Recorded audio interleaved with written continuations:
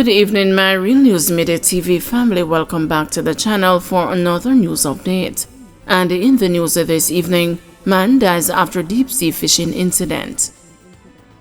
A fisherman is now dead after he developed difficulty breathing while deep-sea fishing in Pedro Keys, St. Elizabeth on Wednesday, June 5. The deceased is 26-year-old Crofton Ewers of Bluefields, Westmoreland.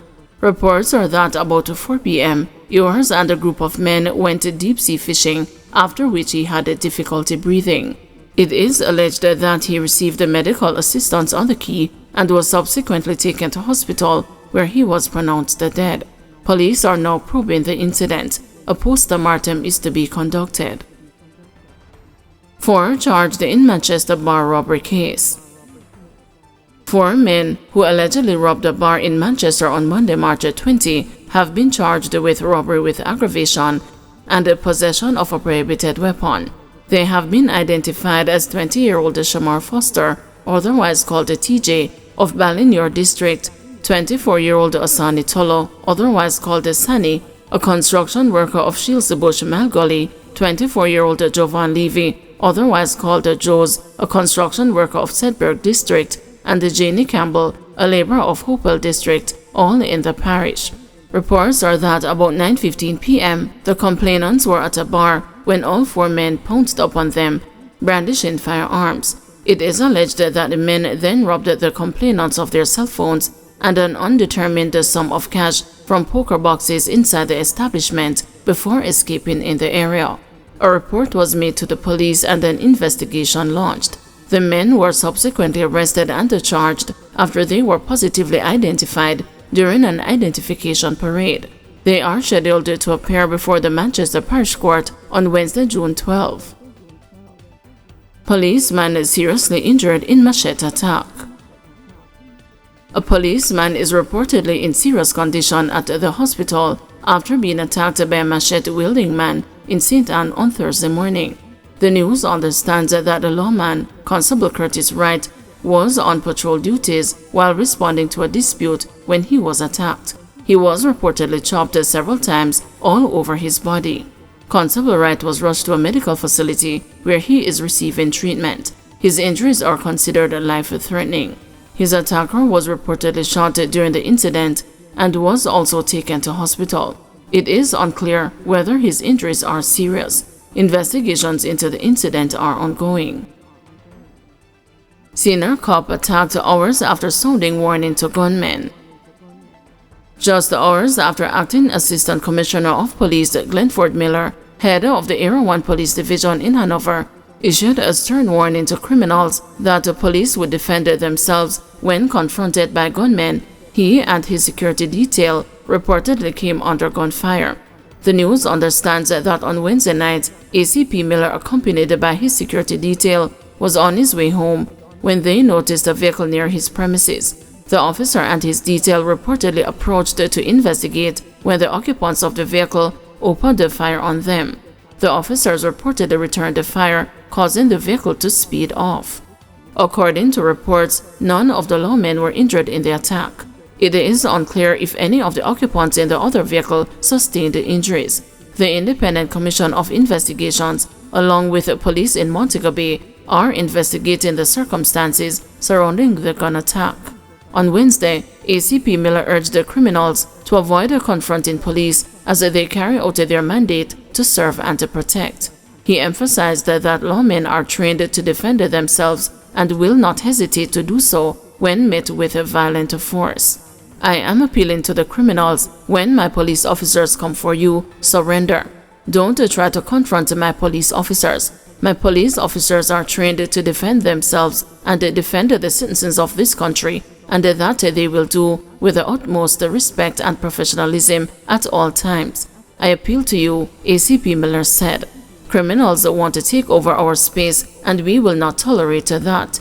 That will not happen. The law-abiding citizens of this country, especially those persons who live in Hanover, do business in Hanover, must live in peace in Hanover and feel safe. And we, the police, we are here, will continue to protect them and try to ensure their safety and security at all times. The senior cop's statement came following Tuesday afternoon's fatal shooting of two brothers during an alleged confrontation with members of the Jamaica Constabulary Force in the parish. The deceased brothers have been identified as Henrique Harvey and Romain Harvey, both of Green Island addresses. Police were reportedly in the process of executing a warrant on a man in Green Island who allegedly pointed a gun at them. The police responded and the man was shot. Police said another man, upon hearing what was happening, ran towards the police with a firearm and was also shot and killed. Residents have since disputed the police's account, stating that the brothers were murdered. St. James Police named several wanted men. The St. James Police have named Joseph Mackenzie, otherwise called J.O., Lico Maxwell, otherwise called Junior, and Omoy Largie, also called Not Nice, as wanted for murders. They are being urged to report to the police immediately. Deputy Superintendent in charge of operations in St. James, Maria Pratt, also listed another suspect who is wanted for several shootings in the Green Pond area. The SP Pratt said 2 firearms were recovered in recent operations, one of which was in pursuit of a suspect wanted for a murder in Tucker Avenue, who was killed in a reported confrontation with the police on Wednesday. A total of 42 firearms and 822 rounds of ammunition have been seized by the St. James Police since the start of the year. We have carried out several operations in search of these persons who are wanted in the parish, the persons of interest. Presently, we are in search of one Kush from the Green Pond area, who is said to be involved in several shootings that take place across the parish, especially in that area.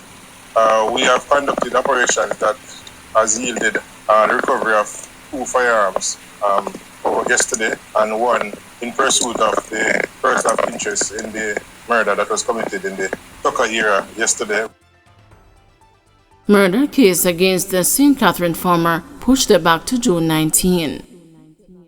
A 39-year-old farmer accused of the fatal stabbing of a man during a fight is to return to court on June 19 following postponement of his case in the St. Catherine Parish Court on Thursday. He is Gregory Allen of Golden River District, Above Rocks, St. Catherine. His bail has been extended to June 19. Allen is charged with the death of Tajay Anderson, otherwise called the Devil, a 20-year-old laborer of Above Rocks. It is alleged that about 3:30 a.m. on May 21, 2022, there was a dispute between Allen and Anderson, during which Allen was chopped repeatedly by Anderson. Allen also allegedly used a knife to inflict a wound to Anderson. Both men were taken for treatment at hospital, where Anderson died. Allen, who was hospitalized, was subsequently arrested and charged with murder. Watchman charged with housebreaking and larceny. 25-year-old Omar Walker, otherwise called Luke, a watchman of Bullet Tree District, Old Harbor in St. Catherine, has been charged with housebreaking and larceny. This follows an incident at an institution in Brayton, Portmore in St. Catherine between May 22 and May 27. It is alleged that Walker used the keys to open the door to the lobby of an institution and stole cash amounting to $76,500. Walker was apprehended and was subsequently charged after an interview on Wednesday. Thank you everyone for watching. See you tomorrow morning at 6 a.m. for another news update.